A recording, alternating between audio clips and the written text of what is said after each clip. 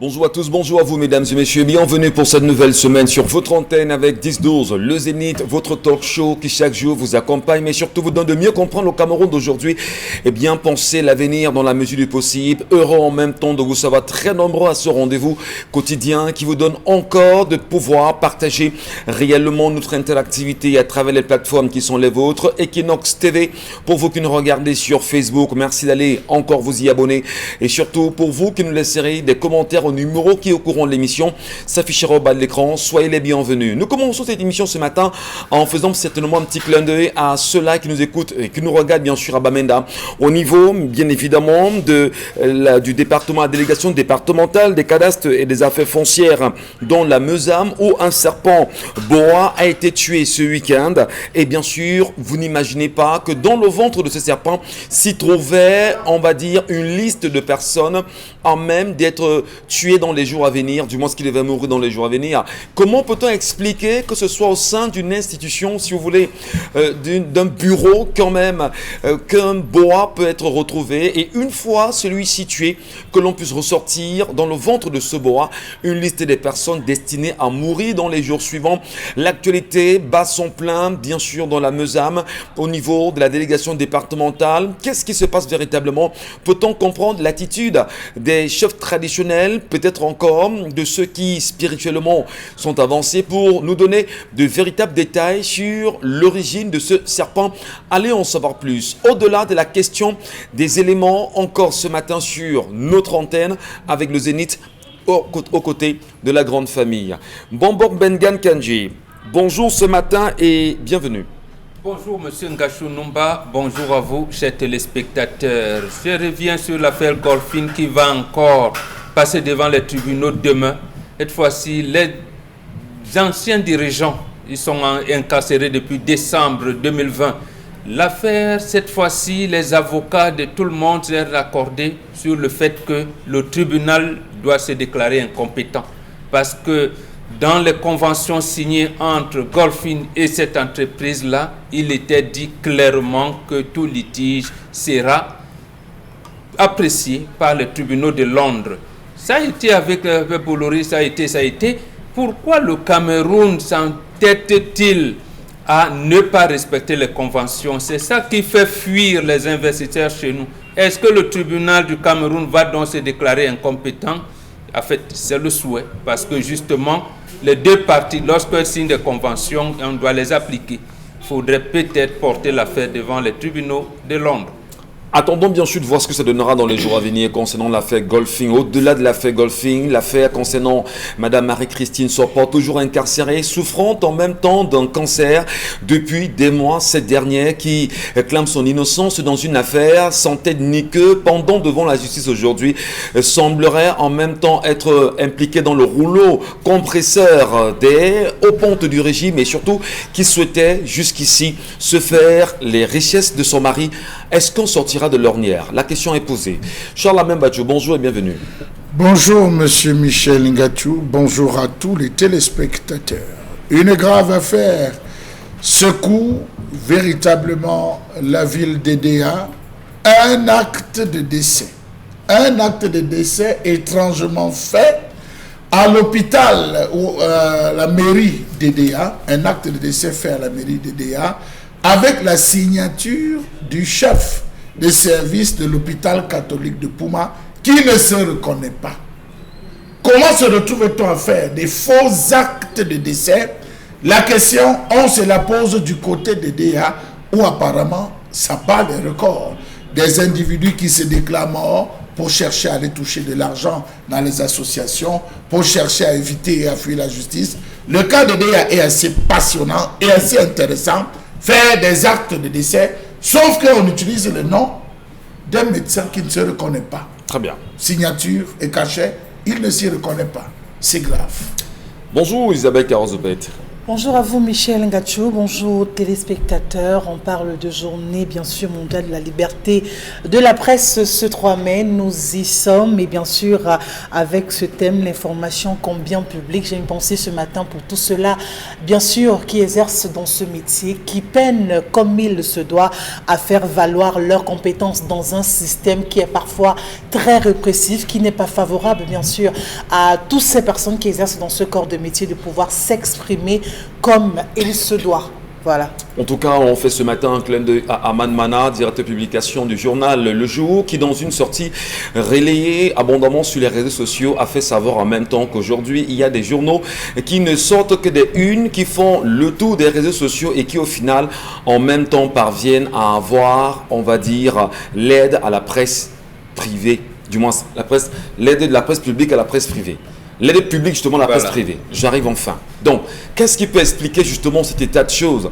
Comment comprendre aujourd'hui que l'on soit présent sur les réseaux sociaux avec des unes, jamais de contenu, jamais des PDF qu'on puisse lire en réalité, mais que ces presses parviennent à être, on va dire, à bénéficier de l'aide publique à la presse privée aujourd'hui au Cameroun? Question. Bonjour Dominique Audrey. Bonjour Michel Ngachou, bonjour aux téléspectateurs et particulièrement aux téléspectatrices qui ont pris les messages que j'ai transmis la semaine dernière du bon côté. Et je leur transmets simplement un message de Hélène Sirleaf Johnson qui dit « Si vos rêves ne vous font pas peur, c'est qu'ils ne sont pas suffisamment grands. Vous avez décidé de reprendre vos vies en main, accrochez-vous. Ce ne sera pas facile, mais tenez jusqu'au bout. » En tout cas, merci beaucoup Dominique Audrey, madame, messieurs, restez les nôtres, quoi qu'il en soit, sur Equinox. Et au-delà de l'image, nous rendons compte, on en débat, on en parle et on échange avec vous ce matin. L'histoire, Dominique. C'est l'histoire d'une dame qui a célébré officiellement son union il y a 1 mois, après 4 ans de concubinage. La deuxième année de sa relation avec son fiancé de l'époque, son désormais mari aujourd'hui, il lui a présenté une jeune dame avec qui il était très proche. C'était comme qui dirait sa meilleure amie, il se confiait à elle, ils parlaient beaucoup, ils échangeaient, ils étaient très proches. De fil en aiguille, la dame l'a marié d'il y a 1 mois, dit qu'elle a fini par avoir de l'affection même pour cette femme qu'on avait présentée comme la meilleure amie de son mari, et elles se sont attachées, elles faisaient des voyages ensemble, elles allaient au marché ensemble, elles sont devenues à leur tour des amies, donc le couple était ami avec la jeune femme d'à côté. Sauf que la femme dit que lorsque son mari a décidé de l'épouser, il lui fait la surprise en laissant l'organisation à sa meilleure amie. Elle a choisi les salles, elle a choisi un certain nombre de choses, et curieusement, la mariée était très satisfaite de tous les choix de cette amie de son mari-là. Lorsqu'elles sont allées au niveau de la dot, c'était la dame qui tenait les enveloppes, qui tenait les téléphones de son mari. À la mairie, c'est elle qui lançait les confettis, qui était dans les you-you. Donc, elle était vraiment... C'était une très belle chose de voir une amie autant impliquée dans un moment aussi déterminant pour... son avenir. La soirée de mariage, alors après l'entrée des mariés, on était à 20h, le téléphone du mari sonne et il s'est éloigné de la musique, vous savez, il y a les baffes, il s'est éloigné de la musique pour aller décrocher. Malheureusement, le mari n'est revenu que le lendemain à 4h du matin. Vous imaginez l'état de la mariée. Avant d'entrer de mariée, là? Non, après, dans genre, on est entré pim, pim, pim, pim, avec les chorégraphies, machin, truc là. On s'installe, le téléphone du marié sonne, il sort pour aller décrocher là où il y a moins de bruit. Il est parti de 20h jusqu'à 4h du matin le lendemain. La famille, les amis, les invités, tout le monde, on était... dépassé parce qu'on ne savait pas où est-ce que le monsieur est parti, et il est revenu le lendemain à 4h, il a sorti une histoire là, a dormi debout, en tout cas on n'a rien compris. L'essentiel c'est qu'il soit revenu, ils ont coupé le gâteau et c'est passé. Donc c'est quoi? La première semaine du mariage, comme le marié avait aussi les photos dans son téléphone, madame était couchée dans son canapé, elle parcourait les photos. Une notification de message arrive, c'est la meilleure amie qui envoie le message. Bon, comme c'est leur amie, il n'y a pas de problème. Elle a ouvert le message et malheureusement ou heureusement dans le message, la jeune dame mentionnait que ouais, papy, j'ai trouvé la boucle que j'ai perdue lorsqu'on s'est éclipsé. Tu te souviens, non, la boucle que j'ai fouillée dans la chambre là, quand on s'est éclipsé le jour de ton mariage. Lorsqu'elle est tombée dessus, elle s'est rendue compte en fait que la dame était... la maîtresse en réalité de son mari, et 3 semaines plus tard, puisqu'on a un mois, elle n'a encore rien dit à celui-ci, mais elle est dégoûtée. Elle est dégoûtée parce qu'elle se pose la question de savoir comment il a osé laisser sa maîtresse organiser son mariage à elle parce qu'elle aurait pu lui faire n'importe quoi. Comment il a pu en arriver là? En fait, elle dit qu'elle veut comprendre, elle ne sait pas quoi faire. Elle n'en a pas encore parlé à ses parents, elle n'a pas encore parlé de ça avec le fameux mari. Donc, comment gérer... C'est un mari fameux, vraiment. Comment gérer donc cette situation tendue à la maison? J'en ris parce que je veux bien comprendre comment le mec, après l'entrée des mariés quand même, c'est très long. Il s'assoit bien, oui, le mariage commence, et puis ça sonne, il va décrocher, il ne revient plus. Ouais. Je peux bien l'imaginer. C'est ce que vous trouvez comme problème, mais pour la dame, ça ne la gêne pas. Oui, d'accord. Voilà. Mais maintenant, Donc, voilà. comment vivre? Le problème de la dame. Comment vivre, sachant que malgré le problème qui soit passé aujourd'hui, la femme se rend compte quand même que c'est la maîtresse de son époux, de son mari, qui a organisé leur mariage. Elle est dégoûtée. Quand on est dégoûté, qu'est-ce qu'on fait? Elle est amie commun. Pardon? Ce n'est pas l'ami commun. C'est un ami commun. Mais c'est rencontre que c'est la maîtresse. Elle est devenue amie derrière le mari. Voilà. Alors, comment vous comprenez l'histoire, Isabelle Carole? On peut être dégoûté pour la vie qui va suivre. On peut passer dessus, faire un trait, se dire, ils sont comme ça les hommes, et puis avancer. Qu'est-ce que vous en dites, vous? Je crois qu'on en parle juste. Je crois qu'on en parle. Parce que si il y a des situations dans lesquelles il faut vraiment faire attention. Parce que je ne sais pas si peut-être le mari a connu la dame en question, l'ami en question avant de connaître sa femme et tout. Ça, je ne sais pas. Mais toujours est-il qu'il faut quand même qu'on fasse un peu attention. Surtout pour la dame qui est en train de se marier après 4 ans de concubinage, c'est ça? Ça fait un mois qu'elle s'est mariée. Donc, ça veut dire qu'il y a déjà forcément des enfants dans cette union et tout ce qui va avec, un mari à ses côtés. Donc, je dis, elle devrait faire attention et savoir que maintenant, elle est mariée avec cet homme. Il a officialisé cette union. C'est-à-dire que, pour moi, en fait, même s'il a 5 ans de relation, 100 relations et tout, c'est à moi qu'il a passé l'anneau noir. Si j'avais découvert une telle chose, une telle catastrophe avant le mariage, ben j'aurais compris que je ne suis pas en mariage, que c'est celle-là qui est en mariage. Mais si monsieur a choisi de m'emmener à la mairie, ça veut dire que même si on est 1000, il a déjà fait son casting, il a déjà fait son choix et il m'a choisi. Par conséquent, je me réserve de vraiment montrer l'autre côté de moi. Voilà. Pour dire ceci, c'est très difficile pour une femme de gober ça. C'est très compliqué. Mais ce qu'il y a à faire, c'est de pouvoir en parler avec ce monsieur et de pouvoir tirer un trait sur cet ami. C'est-à-dire que désormais, de lui dire, chérie, écoute, on n'est plus d'accord que vraiment cette personne soit proche de notre couple. Parce que là, c'est un peu comme si le monsieur était en train d'empoisonner sa femme. Et ça, c'est ce qu'on reproche généralement aux hommes. Quelle est l'assurance pour cette dernière qu'elle pourra vivre, on dira, le reste du temps de leur vie, sans pour autant en faire un drame à chaque fois, lui rappeler cela? Justement, ce qui se passe, c'est qu'il faut qu'elle dise à son mari d'éloigner cette femme de leur couple. Et il faut que les hommes apprennent à gérer leurs émotions, leurs sentiments et leur libido. Parce que c'est là où tout se joue. Tu peux ramener ta maîtresse dans la maison. C'est quand même compliqué. Là, la vie de ta femme est en danger, la vie de tes enfants sont en danger. Et à tout moment, vraiment, l'un peut passer de vie à trépas. Elle peut décider parce que monsieur a mal fait ci ou ça, ou alors m'a offert une voiture et a décidé de ne pas lui offrir une voiture. Ok, d'accord, comme elle est capable de pouvoir entrer chez moi comme elle veut, quand elle veut, parce que je sais que c'est l'amie à mon mari et tout, elle est capable de me faire n'importe quoi. Donc je dis, il faut que les hommes s'abstiennent à ce niveau. Vous êtes libre de faire ce que vous voulez dehors et tout ce qui va avec, mais au moins protégez la vie de vos femmes et de vos enfants. C'est un impératif lorsqu'on décide de se mettre en couple. Merci. Maintenant, à cette femme aussi, de s'abstenir quand il s'agit du téléphone de son mari. Parce que quand j'écoute l'histoire, ça dit que tout allait bien. Le monsieur est même revenu à 4 heures. Une autre pourrait faire un scandale, peut-être comme moi. Mais elle a choisi de pouvoir gérer cela. Mais maintenant, c'est parce qu'elle allait mettre la main là où il ne fallait pas qu'elle se retrouve dans cette situation. Merci Isabelle Carole. Dominique Audrey, lorsqu'on sait quand même que c'est la maîtresse de l'homme qui a organisé le mariage, je la posais encore la question, qu'est-ce qui garantirait que toute la vie, vous vivrez ensemble, même si vous vous comprenez, sans pour autant balancer ça à chaque fois au visage de l'homme, et ce qui pourront envenimer, on dira, le climat au sein de la famille? Comment vivre et garder cela comme étant, je sais pas, et s'en écarter totalement? Non, on ne peut pas s'en écarter. C'est le propre de la gente féminine et parfois de quelques hommes de vous rappeler des manquements ou bien des blessures du passé. Oui. Lorsqu'on est fâché, on se souvient que tu te rappelles du jour où tu m'as giflé, tu te rappelles du jour où tu m'as fait ci, tu te rappelles du jour où tu m'as fait ça. Ça revient généralement lorsqu'il y a des conflits. dans le couple, mais après on passe dessus, puisque si on a pu surmonter ces choses-là, on a certainement fait table rase de ça et on a continué. Ça veut dire que ça revient simplement pour dire à la personne que voilà le chapelet des douleurs que tu m'as déjà infligé dans cette relation que je supporte. C'est pour que la personne n'oublie pas, qu'on se souvienne que effectivement tu m'as déjà fait ci, mais par amour pour toi je suis restée.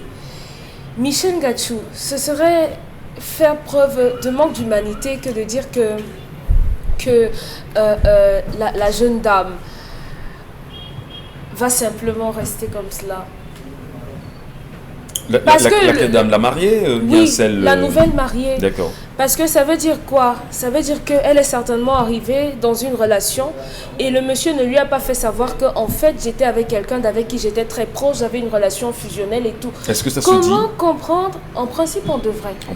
En principe, on devrait dire à la personne, voilà, même si on met la relation au passé, j'ai connu une femme avec qui j'étais très proche, une femme avec qui j'étais très fusionnelle, qui me comprenait à demi-mot. Il suffisait d'un regard pour qu'elle comprenne que ici, je suis comme ça, je ne suis pas comme si. Mais là, la personne saura que j'ai un combat énorme à mener. Cette femme est allée dans une sorte de... Parce que vous savez qu'on fait une compétition lorsqu'on veut avoir un homme. On est tout en compétition. Elle ne savait pas qu'elle était en compétition avec quelqu'un. On ne peut pas ramener ces histoires. Bon, est-ce qu'il y a compétition aussi quand même? Parce que s'il y avait compétition, il n'aurait pas pris sur lui de donner la possibilité à sa maîtresse d'organiser quand même son mariage à lui. Il y a compétition justement, puisque la maîtresse a le dessus. Si un homme vous aime tant que ça et qui décide de vous passer l'anneau au doigt, est-ce qu'il ne peut pas dire à sa maîtresse, très chère, attends au moins cette soirée que je passe avec celle-là et que je te revienne le lendemain? C'est quel manque total de respect envers même votre propre famille, la famille de l'homme, que de les laisser planter comme ça, les laisser toute la famille faire le tour des hôpitaux, des commissariats pour savoir si quelque chose de mal vous est arrivé. Parce que vous ne décrochez pas, personne ne sait là où on se trouve. Est-ce que c'est pas la force justement de celle qu'on peut retarcer des maîtresses ici? Parce que, oui. Est-ce que c'est pas dire qu'elle a l'astuce nécessaire pour mieux tenir cet homme contrairement à celle qui est mariée? Il n'y a pas d'astuce pour tenir un homme. Il n'y a aucune astuce pour tenir un homme. Que vous soyez Sharon Stone, comme Charles Hamel aime dire, que vous soyez Mère Teresa, que vous soyez une femme candide, qui ne dit jamais non, qui dit toujours oui, qui ne parle jamais fort, qui cuisine suffisamment bien, qui range bien la maison, votre cher mari, votre cher partenaire trouvera toujours quelque chose pour aller voir ailleurs. Parce que les hommes ont un souci permanent et perpétuel de conquête. Ils vous diront qu'on ne vous trompe pas parce qu'on ne vous aime pas. C'est simplement libidinal. C'est pour ça qu'ils le font. Donc, ils le feront toujours. Laissez que les astuces pour retenir. Donc, la maîtresse maîtrise... Il n'y a pas d'homme qui soit rangé. Non, il n'y en a pas. Il n'y en a pas. S'il se range, il se range pour un moment donné. Disons, sur un an, il va vous tromper 3 mois. Il sera tranquille 6 mois. Vous ne me connaissez pas, Dominique. C'est ça. Si vous me connaissiez, vous ne me direz pas. Tu laisses ça. Dans la jeune dame, il faudrait qu'elle exprime son mécontentement. Il faudrait que son mari comprenne. Même s'il veut tromper sa femme parce qu'il va continuer de le faire, qu'il arrête de le faire avec celle-là et qu'il recommence ce mariage. Parce que moi, je me marie et je découvre que le jour de mon mariage, je suis envoyée en l'air avec quelqu'un, je considère que je ne suis pas mariée. Merci. Et on va recommencer. Charles Hamel, est-ce qu'on peut dire ici que cette femme a été, je vais dire celle qui est nouvellement mariée, elle n'a pas été suffisamment, elle n'a pas suffisamment mené des recherches pour savoir si elle était le choix réel de cet homme, même si on l'a amené au niveau de la mairie. Et au-delà de la question, est-ce qu'elle n'est pas un peu trop naïve quand même, cette dame-là? Monsieur Michel Ngachou, je vais vous surprendre, cette femme savait. La mariée? Elle savait que son mari, la relation là n'était pas simple. Vous savez, monsieur Michel Ngachou, il y a des gestes, il y a un ensemble de chorégraphies qui ne trompent pas. Le regard, la complicité, l'échange, l'insistance face à votre femme, ça tique. Toutes les femmes, ça tique. Même de leur propre mère, les femmes se méfient, monsieur Michel Ngachou. Même de leur propre mère. Combien de fois une amie qui rentre, on va dire, les femmes se méfient de tout. Donc, à ce niveau, elle savait Mais elle voulait avoir la preuve, monsieur Michel Ngatou. Je vais vous raconter une histoire d'un monsieur qui il a vécu une scène pareille, mais le lendemain, lui, il a trouvé une justification qui est passée. Il est allé, lors de leur journée de mariage, il a loué un hôtel 4 étoiles, il a pris une suite de près de 350 000 pour leur nuit, oui, pour leur nuit avec sa femme, pour pouvoir s'amuser. Alors, lorsqu'ils finissent de faire à la mairie et tout, il rentre, il invite sa femme. Et sa femme lui dit, je saigne. Il dit, quoi? J'ai dépensé tout cet argent pour que tu viennes me dire que tu sais. Il s'est calmé, il est parti. Et pendant qu'il était là, il était pas seul, il a glissé. Et le matin, quand les gens bavadaient, il dit, non, je ne pouvais pas laisser passer. Vous voyez, il fallait vous voyez, pas monsieur 350 000 comme ça. C'est incroyable. Le gars a dit, je ne peux pas laisser 350 000, c'est l'investissement de toute une vie. Incroyable. Je me suis sacrifié pour passer la nuit avec une femme. Donc, vous voyez un peu. Et ce soir, il a dit à la femme, tu vas dormir chez vous. Donc, vous voyez un peu, c'est des choses qu'on vit. Il a donné l'information. Avec le sourire. Non, je le dis avec le sourire. Bon, vous savez, il faut avoir le pourquoi. Ouais. Vous pouvez voir que ce monsieur s'est retrouvé un temps soit peu avec sa femme et il s'est retrouvé dans ce cas d'une femme, sa femme qui n'était pas disposée à pouvoir, après la mairie, vous savez, il y a des choses qu'on fait étape par étape. Après la dot, on dit maintenant, traditionnellement, j'étais glissant. Après la mairie, vraiment, je viens d'être officiellement glissant. C'est des choses qui arrivent, monsieur Michel Ngatou. On ne peut pas, on ne saurait comment expliquer ni justifier. Ça arrive. Est-ce que la femme était disposée? Est-ce que cette femme, lorsqu'elle a disparu pour entrer dans sa famille, a-t-elle pris? Donc il y a tellement d'interrogations, on ne peut pas trancher de manière. On vous entend parler justement, Charnel. J'ai bien peur pour les prochaines mariées, parce que le jour du mariage, monsieur Michel, elles vont dire certainement à l'homme désormais que non, ce qu'on fait très souvent dans les chambres d'hôtel, on prend des chambres à part, non, on va mélanger les chambres là. Parce qu'il y a une tradition, entre guillemets, du mariage occidental. C'est occidental. Qui voudrait qu'on ne voie pas la robe de la femme le jour du mariage. Est-ce que c'est pas mieux? Donc, vous voyez, je vous dis qu'on s'est retrouvé dans cette spirale où certainement il y a eu entre la mairie ou peut-être la dot, parce que s'il a doté la veille, faire la mairie le matin, il y a eu quelque chose qui s'est passé qui forcément a prédestiné ce monsieur à se retrouver là. Je dirais à cette femme que je suis très content qu'elle ait vécu ça, que ça la prédispose maintenant à vivre. C'est maintenant que le mariage commence. Le mariage est un sac qui contient 99 serpents et une anguille, et dont on ne voit l'entrée. Vous ne pouvez voir cette entrée, vous envoyez jusqu'à là. Le jour que vous prenez la couleuvre, ça va. Mais le jour que vous prenez, monsieur Michel Ngatou, le cobra, elle est tombée sur le cobra. Je suis content qu'elle vive ça, qu'elle ne découvre ça à l'intérieur. Ça va la prédisposer. Être content qu'elle vive ça. Oui, aujourd'hui. Et qu'est-ce que justement, comment s'est rangé pendant son parcours monsieur de femme Michel, mariée bien? Elle n'a rien à dire. Elle est déjà dans la figure de la polygamie. Elle est déjà dans une monopolygamie, si vous voulez. Elle est déjà impliquée. Qu'est-ce qu'elle a fait? C'est supporter et attendre le bon moment, comme disait Dominique Audrey. Ça viendra le moment où elle va lâcher que tu penses que je ne savais pas que le jour de la soirée... Si elle là-bas s'écarte là maintenant, c'est elle qui va détruire son mariage. Si elle là-bas s'écarte tout de suite... Est-ce qu'elle ne rentrerait pas dans une Monsieur vie, Michel, si elle est là-bas... Non. Si elle là-bas s'écarte tout de suite, elle va gagner. C'est un joker. Et ce joker, on le réserve pour les bonnes actions. On ne gaspille pas tous ces jokers dans le mariage.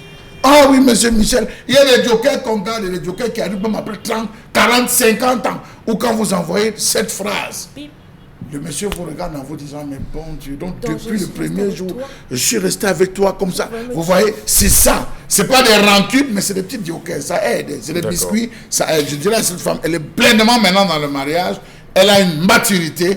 Et bien qu'elle continue à faire comme si de rien n'était, et qu'elle adore, et qu'elle aime bien son mari qui est son Seigneur. Alors, Bomo Bengan Kandji, une histoire comme celle-ci quand même, est-ce qu'il y a des risques qu'on puisse se séparer au courant du chemin?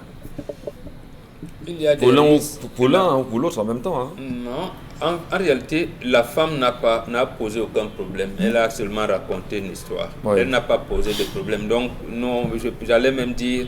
On débat parce que c'est des scènes qu'on observe ou alors qu'on nous raconte généralement que se passe pendant les mariages. Mais elle n'a posé aucun problème. Ou alors, ce qu'elle aurait pu poser comme problème de scandale entre 20h et 4h du matin, pour elle, c'est pas un problème. C'est pas un problème. Elle pose ce problème parce que leurs familles ont eu honte de la disparition de son époux à cet instant. Mais pour elle, ça veut dire en fait qu'elle savait.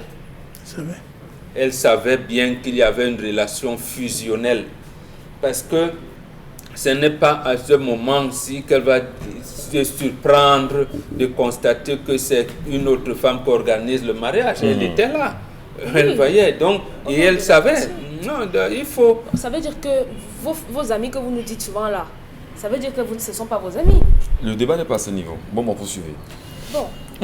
Madame savait qu'il y a une relation fusionnelle entre son mari et cette femme. Oui. Elle savait. Mais elle ne savait pas que le jour du mariage, l'homme pouvait glisser comme ça. Mais même lorsque l'homme a glissé, ce n'est pas le glissement de l'homme qui choque. C'est, j'allais dire, l'embarras ou la situation rocambolesque que cela a créé au sein des autres communautés. Bien sûr. Pas sur elle-même. Parce qu'elle savait que cette relation existait. Donc, je termine simplement en disant, vous saviez, ma fille, tu savais cette relation, laisse continuer, laisse faire, fais ton mariage, n'en parle pas, ne lui en parle même pas maintenant. Tu peux lui en parler 10 ans après. Et à des moments précis. Il ne faut jamais pour ce genre de situation. Est-ce qu'elle aura la retention nécessaire pour ne pas le faire un bon moment? Elle s'est retenue, elles ont vécu combien d'années de concubinage? 4 ans. Voilà, 4 ans de concubinage où cette dame était là. Est-ce que ça ne va pas créer des rancunes en elle? Non, ça n'a pas créé. Cher ami, quand vous vivez 6 mois seulement avec une femme, elle vous connaît comme sa poche. Mais vous pouvez vivre 10 ans avec une femme, vous ne la connaissez même pas au 10e. Pas toujours un bonbon. Je dis, Je suis d'accord avec vous. la femme vous connaît 6 mois de vie commune. Elle vous connaît. Vous ne pouvez pas la tromper. Vous venez là, elle sait que vous avez glissé. Vous avez fait des pirouettes, mais elle n'en parle pas. Ouais. Parce que justement, les femmes sont généralement introspectives. Elle savait et elle a validé, entre guillemets, ou alors elle a toléré, je préfère utiliser le mot, elle a toléré cette infidélité de son mari. Et comment vivre ça, long David, et surtout avec cette femme qui a causé l'impair. Parce que ici, le problème, c'est d'avoir causé l'impair à ce moment-là. D'accord. Si monsieur était glissé 30 minutes à 1 heure, ça n'aurait pas, il aurait compris que non, il est allé avec le gars. Peut-être qu'ils se sont dit un jour que pendant mon mariage, eux aussi, ils allaient célébrer leur mariage. Et ça n'aurait pas gêné. Mais la Mélon, il s'est dit que, mais bon, comment? Donc, gère ton mariage, ma fille. Gère ton mariage et ne lui en parle pas.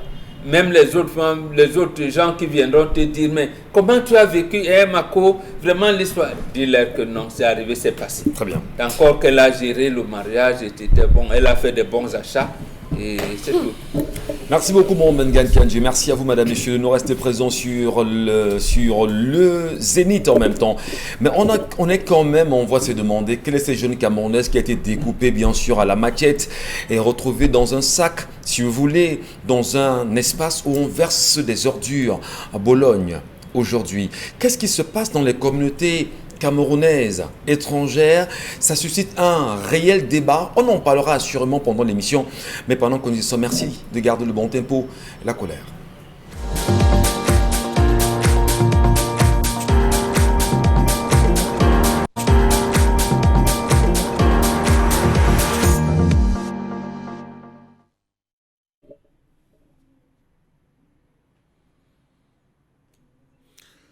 Je m'interroge ce jour sur la question du sempiternel problème des centimes additionnels communaux non reversés depuis 7 mois bientôt dans ce pays.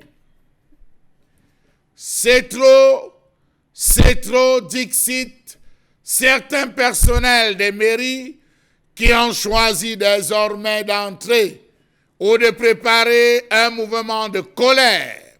Un mouvement de colère parce que ça fait bien des mois qu'ils n'ont pas été payés Pourquoi? Parce que l'État n'a pas reversé les centimes additionnels communaux. 5 milliards par mois environ pour les 360 communes. Quel est le rôle du ministre de la décentralisation, Georges Elanga Obam, dans cette affaire de salaire impayé, dans cette affaire de centimes additionnels communaux mis entre guillemets à l'oubliette? Que se passe-t-il avec les CAC? Je m'interroge. Comment comprendre ces multiples retards observés dans le versement des centimes additionnels communaux par l'État aux communes? L'État n'a pas reversé les centimes additionnels communaux depuis plusieurs mois.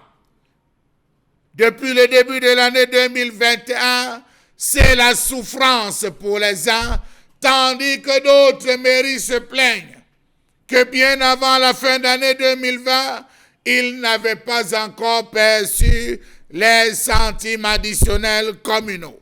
Conséquence, plusieurs d'entre elles, pour parler des mairies, n'ont pas payé leur personnel depuis 2, 3, voire 4, 5 à 7 mois. Des retards de versement qui impactent sur la paie des employés des communes qui sont obligés de développer d'autres méthodes et abracadabrantes pour pouvoir se servir. Comment comprendre que les réclamations des maires ne soient jamais prises en compte? Pourtant, selon la loi, ces ressources devraient être mises à la disposition des collectivités territoriales décentralisées à la fin de chaque trimestre. Un trimestre, finalement, compte combien de mois? Telle est la question que se posent les personnels de mairie qui n'en peuvent pas. Toutes les mairies se retrouvent à vivre, à ployer sous le poids de ces impayés. Certains maires ont fui leur bureau parce qu'ils ont appris qu'on allait les séquestrer. Voilà les maires qui dénoncent le non-paiement des centimes additionnels communaux pour le compte des mois de janvier, février, mars, avril et mai pour les villes de Douala et Yaoundé et Bafoussam. Ailleurs, c'est plus de 4 mois, c'est plus de 5 mois. Comment comprendre qu'il faudra ajouter à cela le faible taux de génération et de mobilisation des recettes propres par la mairie pour moult raisons d'ordre managérial? Comment comprendre que l'État a de plus en plus du mal à honorer ses engagements avec les communes dans les délais? Qu'est-ce qui bloque? Qu'est-ce qu'il manque? On se plaint d'une procédure abracadabrante. Comment comprendre que l'État a centralisé la plupart des finances à reverser aux communes au niveau du ministère des Finances et au FECOM pour des motifs de péréquation et de redistribution? L'argent arrive tardivement, lentement, voire insuffisamment. Dans la zone de l'extrême nord, on se prépare au chaos parce qu'eux, ils se plaignent depuis 8 mois à l'extrême nord. Pourquoi ça arrive à Dang-de-Si? Pourquoi certaines communes reçoivent et d'autres pas du tout? Est-ce qu'on repartit en fonction de la rentabilité parce que vous avez pu bien collecter, on vous aide rapidement, ou alors c'est, on va le dire, une redistribution à tête chercheuse? Peut-on conclure que personne ne soit rendu à l'évidence que personne ne se soit rendu à l'évidence que ce mécanisme étrangle les communes, surtout les moins riches, qui n'ont pas la capacité de mobiliser, voire de couvrir suffisamment de recettes propres ou capter les financements additionnels des partenaires internationaux? Il se raconte que les États ont été faits par le ministère de la décentralisation et du développement local, qui les a transmis au Fonds spécial d'équipement et d'intervention intercommunale, FECOM. À son tour, cette structure, le FECOM, qui joue le rôle de banque des communes, a, dit-on, transmis elle aussi le dossier pour paiement au ministère des Finances. Sauf que, fin mars dernier, lorsqu'ils se sont retrouvés à discuter, le comité de trésorerie n'a pas trouvé bon d'aborder la question du paiement. Pourquoi n'a-t-on pas abordé la question du paiement? On souffle que le principe d'unicité des caisses a préféré orienter les bourreaux. Les gestionnaires ont préféré racler les fonds et donner une nouvelle priorité, laquelle c'est, allez savoir. En clair, les communes qui suffoquent déjà vont devoir encore s'armer de patience. Rappelons-nous que la mairie de Mbanga compte à ce jour 6 mois de salaire impayé avec 2 mois avancés pour étouffer. C'est grave, c'est difficile. Que faire? Dans tous les cas, d'ici à quelques jours, vous entendrez des mouvements de colère dans les mairies. Et ce n'est pas gratuit. Ils ont raison, ils ont faim, ils ont soif, ils ont besoin de nourrir leur famille. Merci beaucoup, cher Lamine Bachou. Merci pour cette colère ce matin. Et on en profite pour rappeler, bien sûr, aux Camerounais que tout ceci se passe au Cameroun sous la gouvernance de Paul Biya et bien évidemment son gouvernement qui semble être dépassé par la situation. Les maires en même temps qui sont pour la plupart des élus RDPC, qui n'en disent presque rien, ne savent à quel sens se vaut véritablement et comment comprendre en même temps que l'on soit maire d'une commune incapable de payer son personnel et pourtant il y a de l'argent que l'État est censé vous reverser chaque trimestre pour votre fonctionnement. Qu'est-ce qu'en même temps la mairie peut générer comme recette au courant des trimestres en attendant bien sûr ces versements de ces centimes additionnels censés être reversés automatiquement aux mairies qui ne se fait pas aujourd'hui? À la question évidente, où est donc passé l'argent des mairies au Cameroun? Qui sont ceux qui s'en occupent? Est-ce que Olanga, M. Olanga Obam, est capable de dire exactement aux maires, en les regardant dans les yeux, la vérité de ce qui en est de ces centimes additionnels qui fait débat depuis presque une semaine aujourd'hui? Comment l'expliquer, Mbombo Bengan, qu'une mairie soit quand même à 6 mois impayée, difficile de gérer son personnel et pourtant l'État, les textes qui encadrent l'organisation et le bon fonctionnement de ces différentes mairies voudraient qu'on leur reverse les centimes additionnels aujourd'hui. Votre compréhension? Non, c'est le règne de flou. Le règne de flou, d'abord les acteurs qui doivent bénéficier de ces taxes-là. Au départ, il y avait une quote-part qui restait au sein du ministère en charge de l'administration territoriale. Il y avait les communautés urbaines qu'on a remplacées par les mairies de ville et les mairies, les communes elles-mêmes 360. Voilà un peu. Parce que moi, à un moment donné, je m'étais dit, mais on fait même dans leur système de péréquation, on veut apporter l'équilibre, mais le MINAT a quoi faire là-dedans? On m'a dit que c'est comme ça. Et maintenant, le ministère de développement, comment vous l'appelez? De la décentralisation et du développement local est arrivé. Oui. Est-ce qu'il aura aussi une quote-part là-dedans? Ça veut dire qu'il y aura donc 2 ministères qui vont entrer là-dedans. Les conseils régionaux vont-ils entrer également dans la répartition des 10 centimes? Voilà un peu, de mon point de vue, c'est ce qui fait problème. Mais avant même... Non, mais est-ce que les conseillers régionaux, si on s'en refait au texte, logiquement devraient avoir des reversements liés à ces centimes additionnels? Absolument. Pourquoi on en donnait aux communautés urbaines qui sont devenues les mairies des villes? On en donnait. Donc on sectionnera désormais les 5 milliards. Donc c'est ça en fait. Mais parce que quand j'ai dit le règne du flou, c'est relativement à ça. D'abord, les acteurs me semblent assez nombreux, premièrement. Deuxièmement, il y a une politique d'asphyxie des mairies qui existe. Quand je me rappelle encore des propos de M. Kungwe Dima en 1996, lorsqu'il était gouverneur de la région du littoral, les sous-préfets font des rapports et disent le SDF a pris 5 mairies sur 6 dans le Vouri. Et vraiment, est-ce qu'il a dit non, laissez-les prendre, nous saurons comment on va les bloquer. Effectivement. Laissez-les prendre, nous saurons comment on va les bloquer. Comment on va les bloquer. Effectivement, on a commencé à faire la rétention de ces taxes-là, de ces impôts qu'on doit reverser aux communes par trimestre. Il y a commencé à y avoir les retards. Je me rappelle encore le docteur Lelin Diakwa de Douala Premier. Il nous disait un jour à la presse, il est resté 1 an sans percevoir ces centimes additionnels. Or, c'est l'argent, quand on collecte, on doit vous reverser. Automatiquement. Voilà donc, mais pourquoi on peut donc faire 1 an?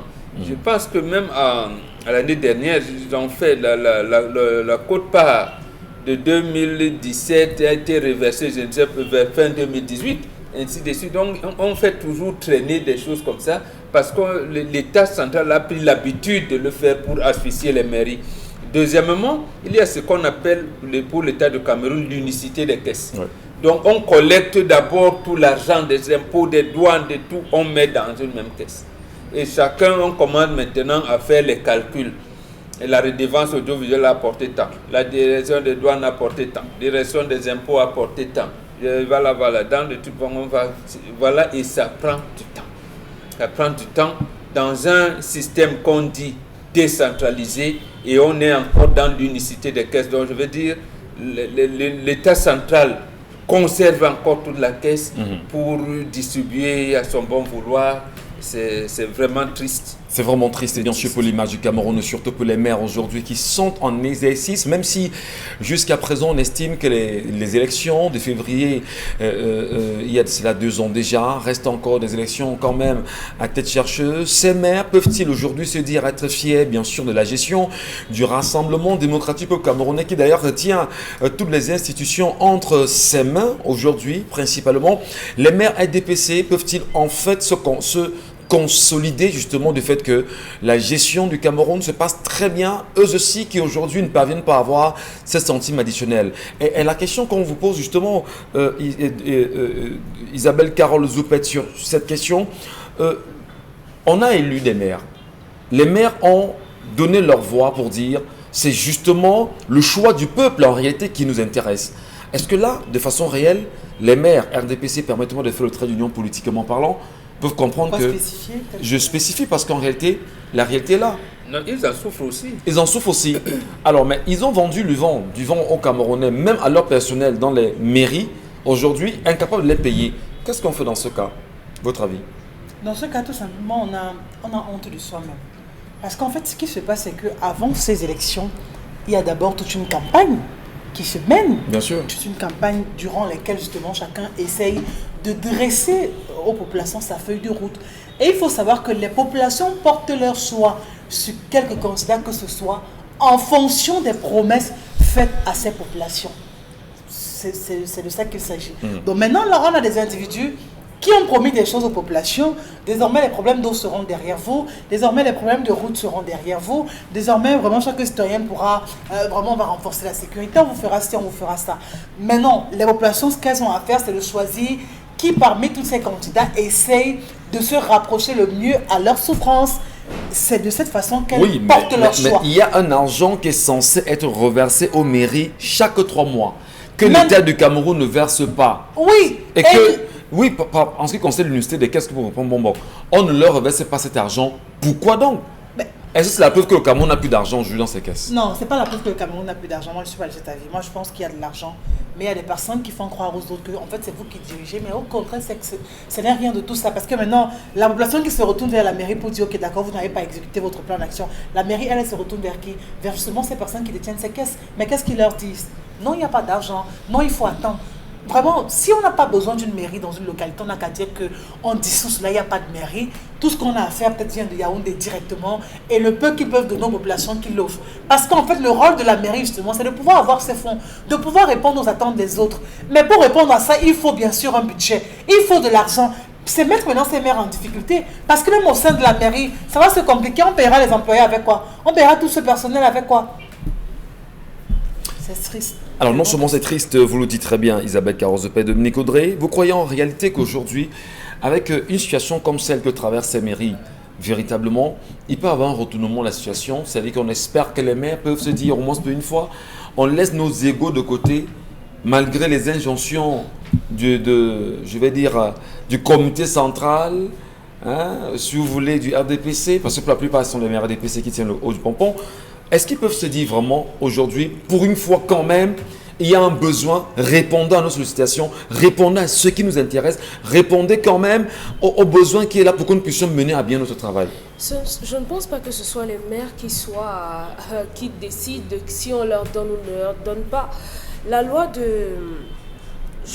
Père Momboki, il y a une loi qui stipule qu'on doit automatiquement reverser, je crois, 70% aux communes. C'est automatique. Les maires n'ont pas demandé cela. C'est une loi du 29 décembre. Pas une faveur. Tout à fait. c'est Le code général de la automatique. décentralisation Voilà. a reprécisé Tout à encore fait. ça. Donc, on doit le leur donner. Malheureusement, il y a l'unicité des caisses, mais c'est bizarre parce que il y a, je crois, en 2019 ou 2020, au niveau du ministère des Finances, on nous a dit qu'on devait mettre sur pied un mécanisme qui devait prélever automatiquement des frais pour pouvoir Ça, c'est traditionnel. financer l'entretien, l'existence de ces communes-là. Il était question d'avoir 5 milliards pour les 360 communes, soit 15 milliards pour le trimestre. En principe, c'était ça la logique, pour qu'on n'ait plus de problèmes. Il faut savoir que nos différentes mairies sont des pôles de développement économique, à savoir au niveau de la santé, l'éducation, la création d'emplois. Les mairies doivent pouvoir être autonomes et s'autogérer dans une certaine mesure. Et avec ces fonds-là, on leur permet de fonctionner. Parce que les centimes additionnels aujourd'hui sont le résultat des soustractions de la TVA, de l'impôt sur le revenu des personnes physiques, les licences, les patentes et tout. Est-ce que les Camerounais payent leurs impôts? Oui. Si les Camerounais payent leurs impôts, logiquement, les mairies, les communes doivent avoir leur argent. Parce qu'on ne pourrait nous expliquer que des sociétés, parce que selon les entreprises, il y a un certain pourcentage qu'on prélève pour reverser aux communes. Donc, toutes les entreprises payent les impôts. Donc, logiquement, on doit avoir un retour au niveau des communes, puisque le compte est logé à la BEAC, donc ça devait se faire automatiquement. Alors, vous l'avez très bien dit d'ailleurs tout à l'heure, qu'il y a ce qu'on appelle l'unicité des caisses. Momo Bangan également l'a précisé. Est-ce qu'on peut dire aujourd'hui qu'il y a un réel conflit entre le ministère de la décentralisation et du développement local avec le ministère des Finances, y compris aujourd'hui, je vais même dire le FECOM qui a également sa partition dans le domaine, pour rassembler ces fonds et les mettre à disposition au plus vite? On paye l'impôt à qui?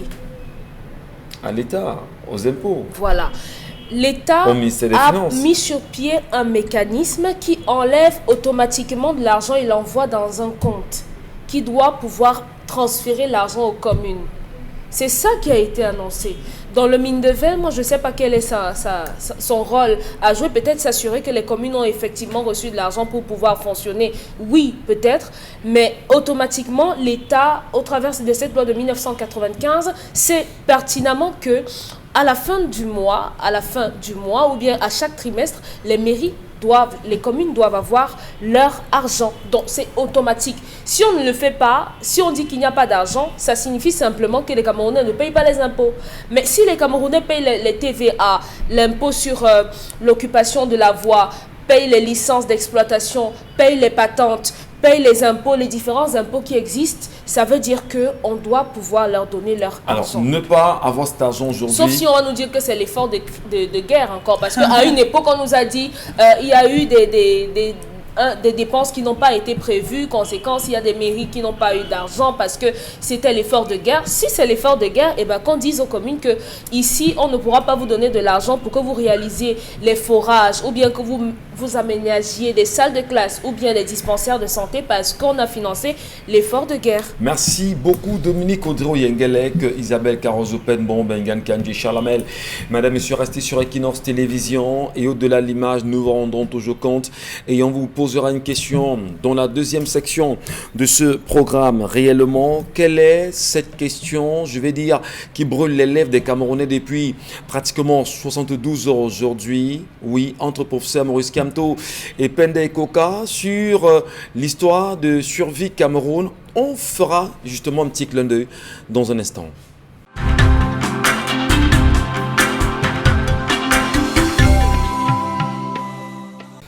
Allez bien, bon retour madame, messieurs, merci encore de garder le bon cap sur notre antenne. Tentons en même temps de vous rappeler que c'est le talk show qui traite en même temps des problèmes ou des sujets à la fois de société et aussi nous revenons sur des sujets d'actualité pour à notre façon, mieux les décrypter, mieux les développer avec l'équipe en plateau pour que chacun justement puisse prendre, on va dire, la bonne information aujourd'hui. Mais surtout, qu'est-ce qu'on peut faire à notre façon pour impacter sur les vies des Camerounais? Une question, je la posais encore en fin de semaine dernière en regardant le peuple camerounais aujourd'hui, en se demandant si jamais on en venait à un scénario comme ce qui s'est passé il y a quelques semaine déjà au Tchad aujourd'hui, et que l'on dise effectivement que l'organisation des élections se fera dans 20 jours ou voire dans 120 jours après la constatation de la vacance, est-ce que les Camerounais aujourd'hui seront à même de dire qu'ils pourront aller simplement voter?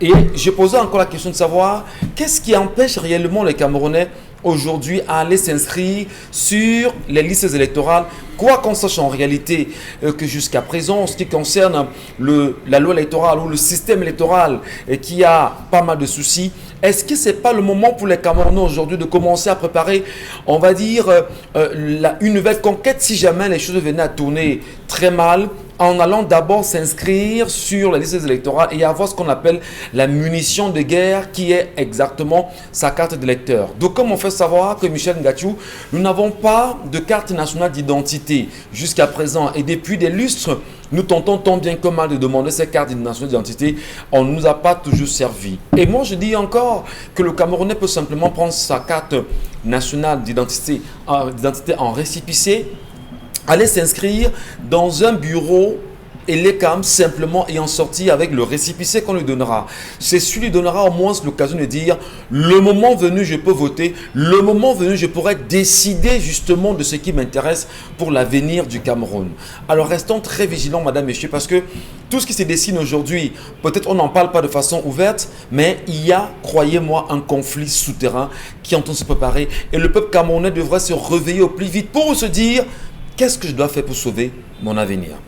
Allez, on parle à l'instant bien sûr des centimes additionnels qui se font encore débat au sein des mairies aujourd'hui, qui depuis des mois quand même ne sont pas versés aux communautés, aux mairies. Et Charles Amem Bachou, quel est de votre point de vue, on va dire, l'expression nécessaire pour que les maires puissent avoir ce qui leur revient? Parce que la presse peut en parler, c'est vrai, le gouvernement peut s'en foutre par ailleurs, mais il faut que cet argent soit versé à ces mairies. Qu'est-ce qu'ils peuvent faire? Qu'est-ce qu'elles peuvent faire autant pour moi pour entrer en possession de cet argent, M. Alors, Ngathou? il faut dire que, ayant mené cette enquête, M. Michel Ngathou, il y a un triple faux. Triple faux? Oui. Le premier faux, c'est celui qui a essayé de développer Mbombok en présentant le flou. Le deuxième, c'est qu'il y a, M. Michel Ngathou, des mairies qui ont perçu une partie, mais qui n'ont jamais reversé et qui se cachent derrière les fallacieuses plaintes des autres. On n'est pas payé, supportant n'est pas payé. Il y a des maires qui détournent M. Michel Ngathou. Ce n'est pas, on ne va pas dire que toutes les mairies sont sur le même pied d'égalité, non. Il y a le troisième flou, la troisième filouterie ou la dernière, c'est celle entretenue. Vous allez à l'extrême nord, c'est grave. À l'extrême nord, c'est grave. Il y a des mairies qui sont là-bas depuis 8, 7, 9 mois et n'ont rien perçu. Ils n'ont rien. Le personnel est pratiquement en dents de scie. On dit qu'on vous concède, débrouillez-vous. Vraiment, on ne veut pas de colère, débrouillez-vous. Vraiment, la commune ne rapporte pas en termes de recettes. Voilà. Et il y a donc que le gouvernement se cache derrière les trois principaux piliers, M. Michel Ngathou. Le premier pilier, la guerre au sud-ouest et au nord-ouest, la crise anglophone. Le deuxième, la situation de Boko Haram. Le troisième, coronavirus. Et avec à la clé, les individus qui pilotent le principe d'unicité des caisses, qui disent, ok, on va décider, c'est moi, vraiment on aurait dû payer, mais on ne peut pas payer, orientons, on a besoin de tel offrant, on a besoin de X à tel niveau, il faut tel matériel. Monsieur Michel, tout se passe, on ne communique pas, on prend des décisions, on vit dans un mutisme, on se tait, il n'y a rien à dire, les gens se plaignent, ils se plaignent, on vous regarde vous mourir. On vous regarde vous mourir, monsieur Michel Ngathou, il faut le dire, sans que cela ne leur fasse ni chaud ni froid. Il faut bien respecter cette expression, ça ne leur fait ni chaud ni froid. Que vous vous retrouvez à 4, 5, 6, c'est depuis 2018. C'est depuis 2018 que ça ne va pas avec cette affaire de centimes additionnels communaux, M. Michel Ngachou. Ça ne va pas depuis 2018. 2018-2019, on a eu plein de maires qui ont été séquestrés dans leur bureau. Oui. Parce qu'ils ne payaient pas le personnel. Parce qu'ils ne payaient pas le personnel. Mais lorsqu'on fait les États, M. Michel, on se rend compte qu'il y a une partie qui a été versée. Le maire a glissé. Il développe, il explique en disant, il y avait des travaux prioritaires, il y avait des actions, je ne pouvais pas vous payer, il fallait que je réalise à X ou Y. Est-ce que l'argent qu'on envoie pour régler les frais du personnel, le maire a le droit d'orienter ailleurs, M. Michel? Ça épouse donc le Bombok. Mais c'est ce que je dis, c'est ce que je vous ai dit. C'est la République du flou. C'est pour ça que je vous ai dit que je rejoins l'idée de Bombok au niveau de ce niveau. Donc vous avez des maires, ils gèrent comme bon leur semble, les priorités. Vous arrivez dans une mairie, M. Michel Ngachou, où on vous dit que le carburant, c'est 20 millions là. On ne doit pas arrêter de fonctionner, ça doit tourner. Lorsqu'on reverse, on coupe priorité. Mais allez fouiller, vous vous rendez compte que ces mairies n'utilisent pas 3 millions là, en termes de carburant. Où vont les 17 autres millions? Posez la question, M. Michel Ngachou. Vous aurez les réponses. Vous aurez les réponses. Où va dans l'aide? Ou bien, que font-ils des différentes ressources mises à la disposition des communes par les partenaires au développement ou le fait comme sous forme d'assistance ou de prêt? Ça va où? Est-ce que vous savez que dans certains villages, je ne vais pas citer le nom de ces villages, c'est certains ministres qui, parce qu'ils ont choisi de placer leurs pieds en main, se retrouvent parfois pour éviter qu'il y ait le bavardage à débloquer des fonds, on ne sait où, pour pouvoir payer le personnel. Je vous ai pris le cas de Mbanga. Mbanga est 6 mois. Mbanga est à 6 mois. Ça veut dire que depuis décembre, parce que nous sommes à 4 mois, mais Mbanga est 6 mois. Calculez, vous allez vous rendre compte. Quand on a vu que les gars se préparaient à gréver, on a donné 2 mois. Vous savez, quand vous parlez de mairie Chalamel, juste homme trait d'union, je voudrais rapidement rappeler qu'au moment où nous parlons à Baganté également, c'est-à-dire que vous savez, il y a une élection du nouveau maire de Baganté qui est en train de se faire pendant que nous y sommes. N'est-ce pas l'occasion, bien sûr, pour le personnel de la mairie de Baganté de demander au moins aux différents maires qui arrivent quel serait leur projet pour avoir ces centimes additionnels? C'est bien pensé? Dans tout l'Indé, c'est un problème connu. C'est bien connu, M. Michel Ngachou. Les gars broient du noir. Ils broient du noir.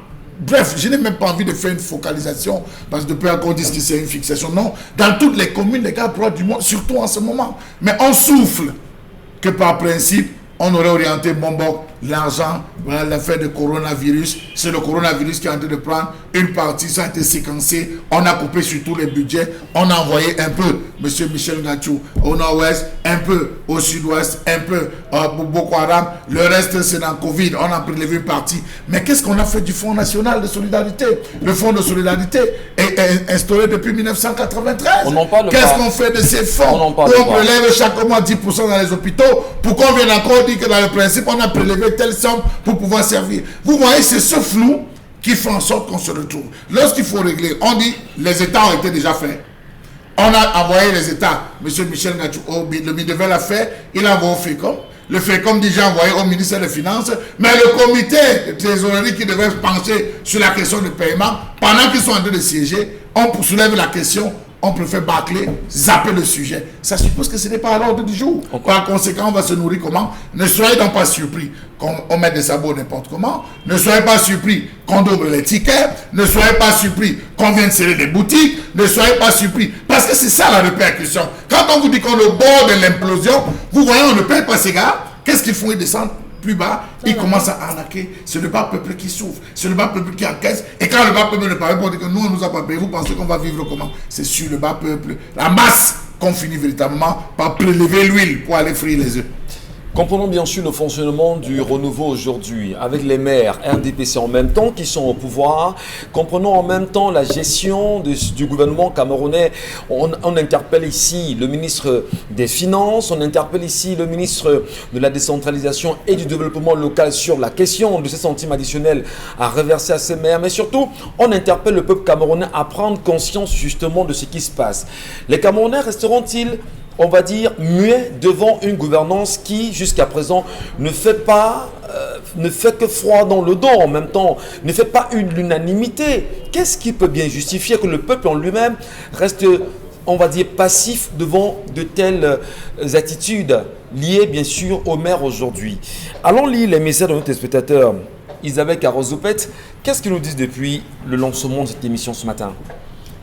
Bonjour au plateau, je dirais à la dame de rester tranquille et de gérer son ménage. La maîtresse de mon mari nous a offert le gâteau de mariage et il me disait toujours que c'est une amie. Je vous assure, le gars a même demandé de lui réclamer l'argent du paille après le mariage. Quand j'ai refusé, il me dit carrément, je sais que tu penses que je sors avec elle, elle sort plutôt avec mon ami. Moi, je ne peux pas sortir avec une femme mariée. Je n'ai fait aucun commentaire, juste sourire. Wow. Et elle vit quand même. Oui, et elle demande à la dame de rester tranquille et de gérer son ménage. D'accord. Il n'y en a rien à faire. C'est fort quand même. Si. Il faut avoir une certaine maturité pour gérer ce genre de choses parce que si on est soupe au lait, eh ben, on va d'abord vouloir arracher les cheveux à la dame. C'est pourquoi on ne gagne pas tout le temps ici de la préparation ça se avant travaille. le mariage, non? Vous pensez que toute chose Ça se travaille. se résout par la bagarre? Vous allez bagarrer après quoi? Oui. Ça sera certificat médical, incapacité 90, 110 jours. Vous serez interpellé, incarcéré. Voilà, vous allez vous exactement. retrouver. Mais arrêtez à un moment donné la maturité. C'est au 21e siècle qu'on se rend compte aujourd'hui que tout se résout par les bagarres. Oui. Mais à l'époque, non. Les maturités. Ce n'était pas non. ça. Aujourd'hui, les maturités atteignent. Vous voyez quelqu'un, il a 40 ans, mais c'est un enfant. Dans derrière ces 40 ans, c'est un enfant d'un gamin de 15 ans. Autre message, bonjour à vous le plateau. À propos du thème du jour, cette femme doit seulement supporter et rien que supporter et profiter au maximum de son mariage. Je me suis mariée en sachant que mon mari avait un enfant. Mais un mois après le mariage, il m'a annoncé qu'il a 3 enfants au total. Rosine depuis leur paume. Voilà. Non mais franchement, Il y les a hommes des, sont... il y a des Non histoires. mais Hein. pas Mégane. Là, vous nous faites dégringoler là quand C'est même. bien. Est-ce Mais- que l'homme lui-même connaît le nombre de ses enfants? Mais il a quand même dit à la dame, non j'ai un enfant chérie. À ce moment-là, Un mois après le mariage, il a 3 enfants. mais il en Mais avait un si qui c'est à était ce moment connu. qu'on est venu lui annoncer qu'en Non, fait, il il y savait. a les jumelles et Il tout. Et savait. les jumelles, donc, Il oui. savait. Non, mais attendez. Il faut être honnête. Vous savez qu'elle a mangé. Pourquoi vous ne faites pas confiance? Non, dites... Oh, Quand voilà ça, la un homme qui confiance vous dit alors. qu'il a un enfant, un mois après le mariage, C'est vous ce dites qu'il a qu'il 3 enfants. sait. Non, Charles Amel. C'est ce qu'il Il sait. peut en avoir Ça veut dire que le chien a mangé. Monsieur Pourquoi est-ce qu'il Michel se balade Gatou, partout, il j'ai prend mon aucune cousin précaution. Bosco, j'ai Non. mon cousin Bosco qui, après pratiquement 5, 7 ans, a découvert qu'il avait fait 3 enfants dans son ancien quartier. On lui a ramené. Or, sa femme savait qu'il n'avait pas d'enfant. Vous allez dire quoi? Ah ben non, pas Bosco, je vous en prie, Charles. Ouais. Allez, on va prendre les messages, je vous en prie, pas Bosco surtout. Bonjour, je parie que la mariée savait que son mari avait une relation avec cette femme. Elle avait des signes et des preuves. Pourquoi se plaindre après le port des anneaux? Elle doit se préparer à une polygamie et se sentir heureuse du fait que sa concurrente ait organisé son mariage. C'est une belle préparation Vous êtes quand même, non? machiavélique. C'est-à-dire que tu la connais déjà. Elle ne savait pas. Son épouse Elle savait- organise le mariage et... Si elle savait, elle n'allait pas ouvrir les bras à cette dernière. Je ne connais pas une femme vraiment qui va rester comme ça, savoir que mon mari viandox. Mon mari a fait des choses pas catholiques avec cette femme. Je vais au marché avec elle, je fais les emplettes avec elle sans que préalablement on m'ait dit que je serais dans un foyer Attendez, vous voulez polygamique. qu'on Vous, appelle les les femmes pour faire le témoignage devant vous? Oui. Et il y en a beaucoup. Je veux voir. Il y en a beaucoup. Bonjour à vous le plateau. Par rapport à l'histoire du jour, je ne comprends pas une chose. Vous semblez tous prendre cela à la normale, mais moi je demande si cet homme était tellement attaché à sa soi-disant copine, pourquoi ne l'avoir pas épousée? Je pose cette question aux hommes du plateau. C'est terrible selon moi. Cette femme doit confronter son malhonnête de mari pour qu'il éloigne cette vipère de son foyer. Bonne journée, Lise, depuis Je Macapelle. veux savoir, Elle pourra justement, nous- Elle a posé une question permettez- aux vous les femmes Elle quand a posé même. une question Non, aux non. hommes, Michel Gachou. La D'accord. On peut téléspectatrice. répondre. Oui. La femme dit elle-même, qui déclame l'histoire, que c'est l'ami du couple. La femme ne dit en aucun moment que pendant ces 4 ans de concubinage, elle a eu des problèmes avec cette femme. Cette femme. Voilà. Donc c'est l'ami du couple. Maintenant. Donc cette femme-là n'a aucune ingérence. Et même ce qui s'est passé le jour du mariage, elle a pris ça comme un épiphénomène. Comment vous voulez poser le problème là où elle-même ne voit pas de problème? D'accord. Est-ce que vous Alors, savez je que voulais quand savoir, votre Charles Lamel, femme- avec votre permission, Oui. Charles Lamel, comment la femme qui a quand même une intuition, permettez-moi de le dire, qui a assez poussé quand même, ne s'est pas rendu compte que pendant toute la préparation du mariage, comme Chalamel le disait, quand même, elle n'a pas senti qu'il y avait Michel quelque Gachou, chose entre Michel le Gachou. mari et elle. Il y a Monsieur des hommes, Michel. il y a des hommes qui sont raffinés dans le mensonge. C'est-à-dire que leur mensonge est aiguisé, c'est poli, c'est bien taillé. Ouais. Et pire encore pour les femmes. Et ils sont tellement complices qu'à un moment donné, tu as l'impression de ne rien voir. Oui. il y a Vous croyez, des femmes vous croyez que aussi. le mensonge est tellement bien Monsieur- épicé? monsieur- Enfin, Oui, il y en a qui Taillé vont sur dire mesure. ça. organisé. Oui. Michel, on ne trompe pas la femme. La femme sait. Mais tant qu'elle contrôle le jeu, le game, Elle elle ne savait parle pas. Donc là, Elle il ne ne savait comprend pas. plus alors. Je vous parle. Non, Même non, vous elle qui êtes savait assis pas. à côté de moi, il y a des vérités que vous savez que votre mari ne sait pas. Ah bon? Quand il pose, vous voyez, tu vas mourir dans ton film. Aimé Il Césaire, rit, elle est là, elle sait. Elle a des vérités que lui, il ne sait pas, monsieur Michel. Aimé Césaire l'a dit dans une tempête. Il a dit calme comme la face d'une femme qui Qui ment. manque. Donc, monsieur Michel, est-ce que vous savez qu'à une certaine époque, lorsque la femme devait se déplacer et faire même 3-4 mois au village, elle demandait à sa meilleure copine, surveille mon mari, garde ma maison. Vous pensez que dans garde ma maison, il y avait quoi? Non, vous Il y avait pas ça. Il y avait quoi, mon boc? Il y avait pas ça. Attendez, bon, on nous dit, il y a quoi dans la maison, mon Bengan? Garde ma Je maison. préfère que mon mari soit avec vous que d'aller Regardez vadrouiller. ailleurs. Oui, monsieur Mais Michel. est-ce que c'est l'occasion justement de dire aujourd'hui quand même qu'il y a une école du mariage qui n'est plus ce qu'on a Oui, connu, oui. où des femmes pouvaient quand même prendre le risque de dire à leur voisine, mais écoute, je serai là je serai absent pour 1 mois ou 2 mois, est-ce que tu peux veiller sur mon homme? Je vous assure que Ça peut se faire ça aujourd'hui. se faisait. Et Aujourd'hui, ça non. continue pour ceux les conservateurs, ça continue à se faire où la femme dit à sa meilleure copine, s'il te plaît, je ne suis pas la garde. Parfois, elle arrive, elle trouve l'homme assis, elle dit que ouais, tu as déjà mangé, non, elle entre à la cuisine, elle chauffe à manger, elle vient, elle sert. Oui, monsieur Michel Gachou. Est-ce que ça ça reconnaît que vous l'homme savez- est ce qu'il est, c'est ça? Vous savez, l'occidentalisation et l'Église a littéralement détruit la structure familiale africaine, monsieur Michel. Nous vivions dans une beauté. Parfois, la copine peut arriver, son ami n'est pas là, elle va se reposer dans la chambre. De qui? La chambre de qui?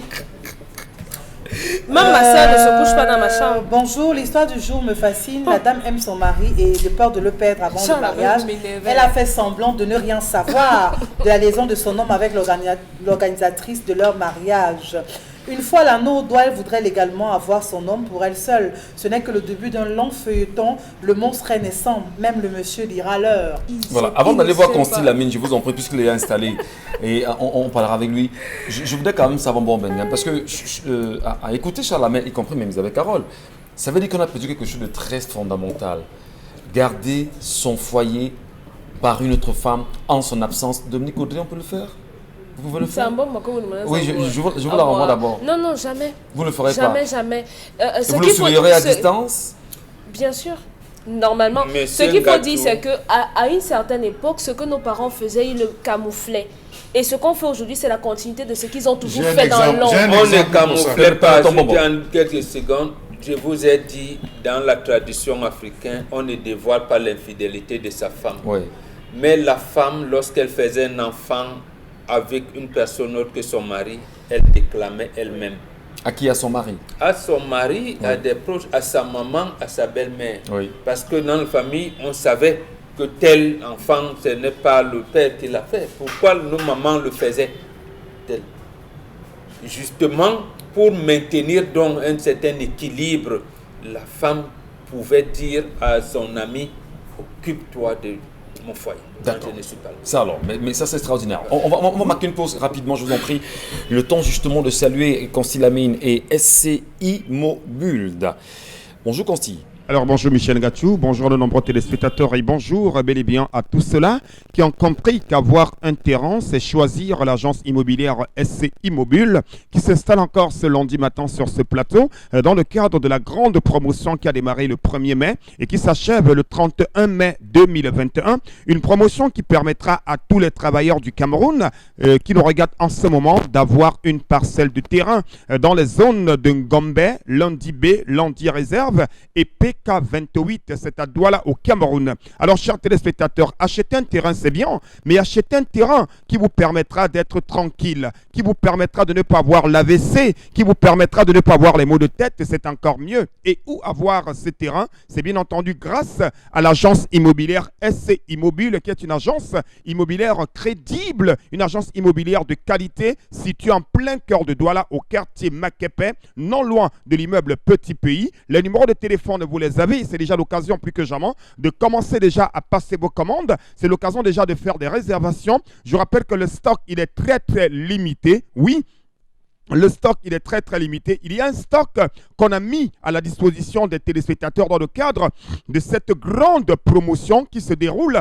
jusqu'au 31 mai 2021. Et notre avantage que présente l'agence immobilière SC Immobile, c'est que nous accompagnons les acheteurs, nos clients, dans l'obtention du dossier technique. Et avant, bien sûr, d'établir une facture à l'acheteur, nous permettons déjà à l'acheteur de visiter, de toucher du doigt les réalités, bien sûr, de nos terrains. Nous leur permettrons, bien sûr, de vérifier tout ce qu'il y a comme documentation, raison pour laquelle il est important d'attirer l'attention, une fois de plus, de tous nos téléspectateurs. Vous êtes travailleur, vous êtes bien entendu opérateur économique, vous êtes communicateur, vous êtes chauffeur, vous êtes bensikineur, alors c'est l'occasion plus que jamais d'avoir une parcelle de terrain dans les zones, bien sûr, crédibles, dans les zones fiables, et c'est des terrains titrés. Donc, mototenye sengalemba tatan, wapulate terrain nyabuam, wapulate jandami yangandu, alande omboa SC Immobile. You want buy your plot, you want buy your terrain, just go, just no.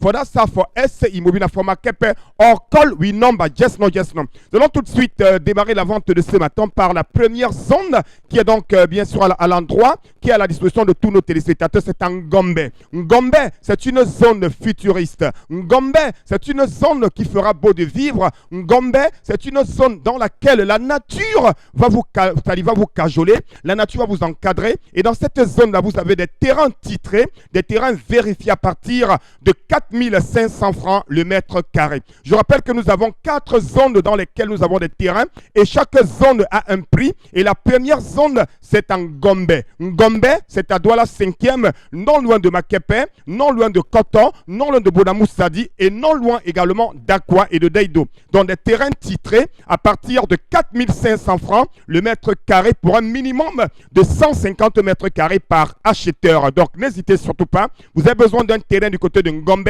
Vous avez le mètre carré à partir de 4500 francs. Je n'ai pas dit 45 000. Je n'ai pas dit 20 000. J'ai dit à partir de 4500 le mètre carré du côté bien sûr de Ngombe. Juste à côté de Ngombe, on a une autre zone dans laquelle vous avez des terrains titrés, des terrains vérifiés. C'est la zone de Lundi B. Des terrains titrés à Lundi B à partir de 7500 francs le mètre carré. On parle également de PK28, non loin de Yabassi. Des terrains titrés à PK28, vous les aviez à partir de 6500 francs le mètre carré du côté bien sûr de PK28. Nous allons conclure la vente de ce matin par des terrains qui sont dans des zones déjà habitées, des zones déjà électrifiées. C'est Lundi Réserve. Cette zone est déjà habitée. Cette zone est déjà électrifiée. Alors de ce côté-là, vous avez des terrains titrés à partir de 10 000 francs le mètre carré. Les numéros de téléphone, vous les avez. Mototabe, les Tatan, SC Immobile.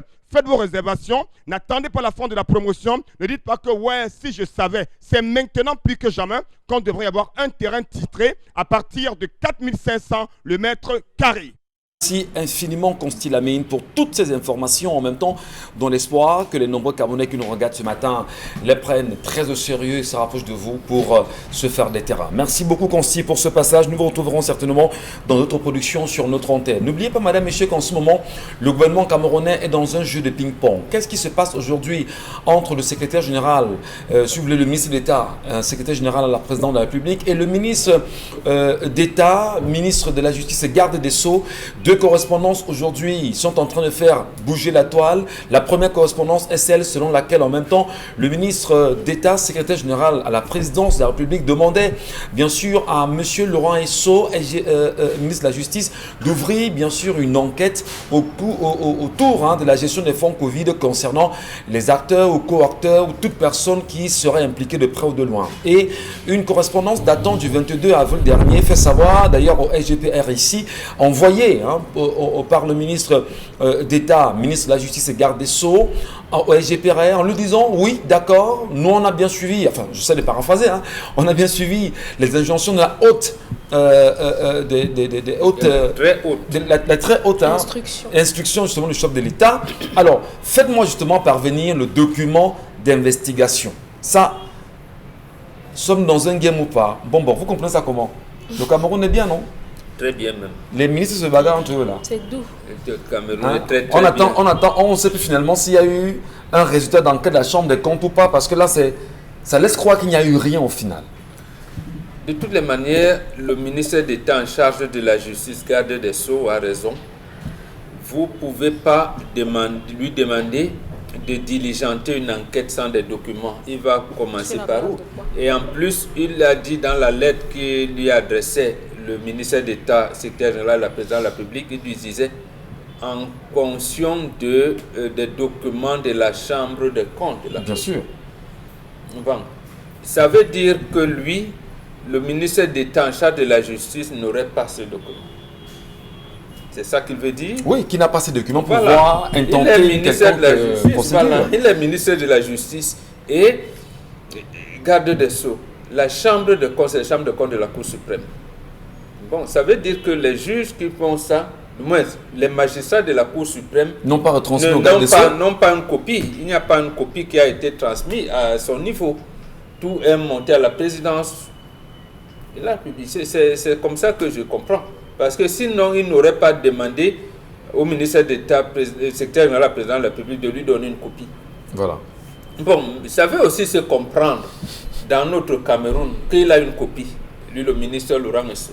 Ouais. Mais veut lui dire que non, dans la copie, là, dis-moi les noms que qui je vais enquêter.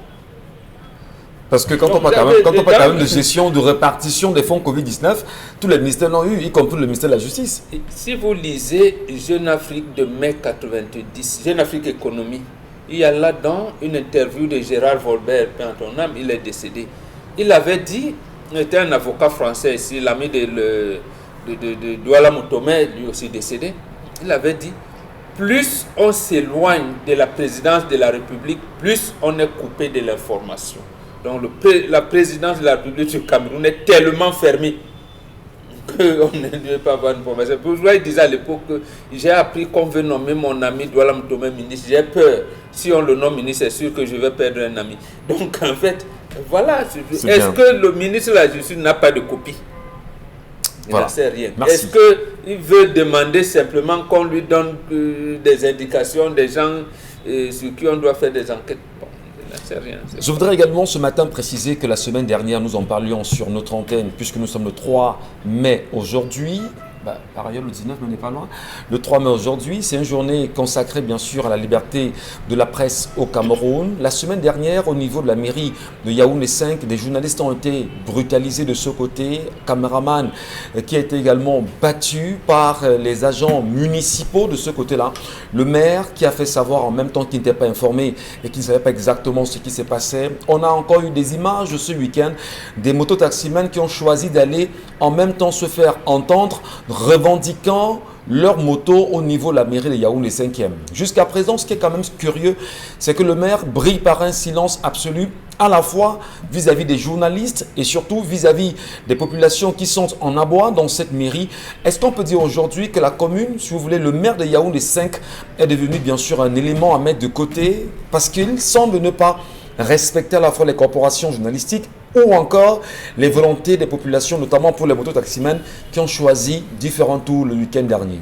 Au-delà de la question quand même, on va peut-être dans un instant se demander, Charlamagne, vous aussi vous avez lu comme tant de Camerounais sur les réseaux sociaux ce week-end, au-delà de l'information, on a suivi Christian Pendé-Koka, celui qui gérait bien sûr le projet Survie Cameroun. On a entendu le professeur Maurice Kamton fin de semaine dernière et au final quand même, on a l'impression qu'il y a également entre les deux acteurs politiques du moment majeur des incompréhensions. Alors, M. Michel Ngachou, me pencher sur ce sujet n'aidera pas le peuple camerounais. N'est-ce pas? Ça n'aidera pas le peuple camerounais. Voilà. Je ne sais pas qui alimente cela, qui est en train de faire naître. J'ai suivi toutes les actualités. Tout à fait. Monsieur Michel Ngachou, entrer dans ce jeu, c'est définitivement rentrer encore en 2011, les années de 2011, perdre littéralement le peuple. Le peuple est en train de trouver ses sauveurs, la voie pour ses sauveurs, de trouver sa voie. Laissons à ce peuple de trouver sa voie. Qu'on se retrouve à entrer dans des intrigues. Ça, c'était pas le premier intrigue, c'était N'Djamène, Maurice Kamto. Ça nous a amené là où ça nous a amené. Ça a créé ce que ça a créé. L'Europe, qu'on revienne encore avec suivi. Il y a des problèmes plus intéressants. Il y a des problèmes vraiment qui demandent à ce qu'on s'intéresse que de s'attarder sur ça. Aujourd'hui, on va dire Kamto a tort. Penda et Koka a raison. Penda et Koka a tort. Écoutez, arrêtons un peu ça. Ça n'aide pas les Camerounais. Ça n'aide pas. Il y a des gens qui alimentent ça n'aide pas. Que les Camerounais ne s'éloignent pas des objectifs. Si vous parlez de gré à gré, ne nous éloignons pas de ce gré à gré. Vous parlez du dauphin cagoulé, ne nous éloignons pas du dauphin cagoulé. Regardons la ligne, regardons notre but, l'objectif, vraiment. Merci. Ça. C'est des causes. Merci beaucoup, monsieur Mbatou Charlamel. Il faut bien sûr le préciser pendant que nous y sommes. On vous l'a très bien dit en début d'émission qu'il y a des combats souterrains aujourd'hui, des factions du Cameroun qui sont carrément divisées. Le Nord qui présente aujourd'hui un candidat, le Centre-Sud qui est en train de présenter déjà un candidat. D'ailleurs, on va le dire, en fin de semaine dernière, la télévision nationale, à travers sa chaîne, on va dire, web en même temps, oui, a pris sur elle de présenter déjà aux Camerounais ce que beaucoup savaient, et c'est certainement des ballons d'essai que l'on balance. À l'Est Cameroun aujourd'hui, on le dit pour beaucoup en même temps que l'Est serait aux affaires, et l'Est en fait ce qu'il a à faire, se prépare également à prendre la présidence, quand on sait en même temps qu'au niveau de l'Ouest Cameroun, beaucoup ont pensé tout de suite que Maurice Kamto serait le candidat de l'Ouest Cameroun, ce qui n'est pas forcément vrai. On sait également que dans le nord-ouest et le sud-ouest Cameroun, il y a des guerres, il y a une faction, ça se divise littéralement de ce côté. Le littoral, va-t-on le dire, est muet, ne parle pas de cette question. Où en sommes-nous malheureusement, madame, messieurs? Donc, Charles Amel a très bien dit, ne nous éloignons pas de l'objectif réel et nous demandons encore aux Camerounais, si jamais le scénario tchadien devrait se reproduire au Cameroun, allons d'abord chercher à avoir ce qu'on appelle les cartes d'électeurs. Parce que si le moment arrive... Monsieur Michel Ngachou, oui, je pense que vous devez dire, non pas dire si cela, non. Vous devez dire les scénarios vécus ailleurs ne devront pas se vivre. Mais parlez à l'absolu. Ne mettez pas le conditionnel, sinon, monsieur. Soyez clair. Vous avez pris le cas du Tchad. Il y a eu l'élection au Tchad pour placer le nouveau président. Alors, est-ce que c'est pas l'occasion justement de préparer les Camerounais aujourd'hui à se dire, si jamais ça arrive, qu'est-ce que le Cameroun doit faire? Amis, je vous ai dit ici, Oumniobe a écrit un texte. Pacte Atlantique, Charte Atlantique, le droit des peuples à disposer d'eux-mêmes. Oui. Avant le Mali, il y a eu l'Égypte. Il y a eu un président démocratiquement élu en Égypte, M.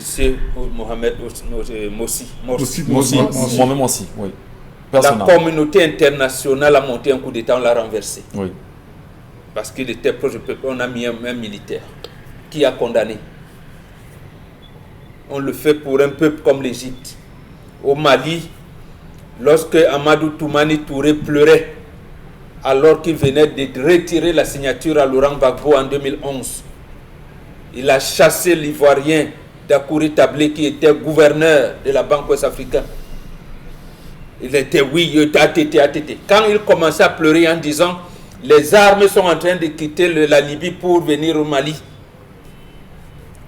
on ne l'a pas soutenu. Il est sorti par la petite porte.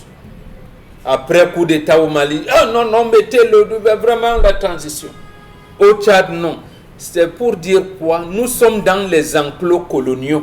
En principe, ici, aujourd'hui, on doit créer une espèce de RDA, Rassemblement démocratique africain, que Houphouët-Boigny a noyauté. D'accord. Et il faut essayer de créer, oui, il a noyauté parce que l'Union des populations du Cameroun, par exemple, faisait partie de cette une antenne de RDA. Ouais. Donc aujourd'hui, quel est le parti ou alors la revendication africaine qui peut porter le mouvement social en Afrique? C'est ce qu'on demande par exemple à un gars comme Achille Mbembe. il donne l'impression de s'acoquiner avec le faiseur de satrapies africaines. On lui dit, il ne faut pas t'acoquiner avec le faiseur de satrapies africaines. Est-ce qu'Hachem Mekongo comprendra? Je n'en sais rien. Son ami entre eux, les intellectuels, Gaston Kellman, l'a interpellé, ils se connaissent, ils ont échangé. Donc, est-ce qu'on peut avoir un parti, j'allais dire comme l'a été RDA à l'époque, qui peut fédérer les Africains pour enfin sortir des enclos coloniaux dans lesquels nous nous trouvons? C'est là le problème. Le Tchad est petit, puisque les textes de l'Union africaine disent non-ingérence dans les affaires d'autres pays. Très bien. On vous parle de respect des frontières héritées de la colonisation. Bon, Bengan, le combat continue. On va justement le faire. Isabelle Carole Zoupet, la revue des réseaux sociaux. Revue des réseaux sociaux à l'instant avec vous. Pourquoi vous riez? Le combat continue. Il faut rester vigilant. Il faut rester vigilante. Et il est long d'ailleurs. Revue des réseaux sociaux, bien sûr, on démarre avec cette récurrence de cas de violence observés en milieu scolaire. Oui, vendredi dernier, on a donc eu cette fois au lycée technique de Douala, après bien sûr le lycée de Djombe Penja, où cet élève ou encore a vu son bras justement être coupé par son camarade. Cette fois, c'est au lycée technique de Douala où un élève justement a failli mettre fin à la vie de son enseignant, justement, qu'il n'a d'ailleurs pas loupé en lui pochant, on va le dire ainsi, le nez. Et heureusement que le ciel était avec cet enseignant, parce qu'on a toute l'impression quand on observe cet enseignant que c'est l'œil que cet élève justement calculait. Heureusement que c'est Dieu était avec lui et c'est son nez justement qui a véritablement pris un coup. Que se passe-t-il dans nos établissements scolaires? Moi je vous la renvoie la question. Qu'est-ce qui se passe à nos petits frères? Les forces de maintien de l'ordre au sein des établissements. Peut-être qu'il faut déjà des postes de police dans les établissements scolaires. Oui, peut-être pour qu'on arrive. Même les gendarmes se tirent dessus. Les policiers. Oui, mais au moins, chez les élèves, vraiment, on n'a pas vécu ça.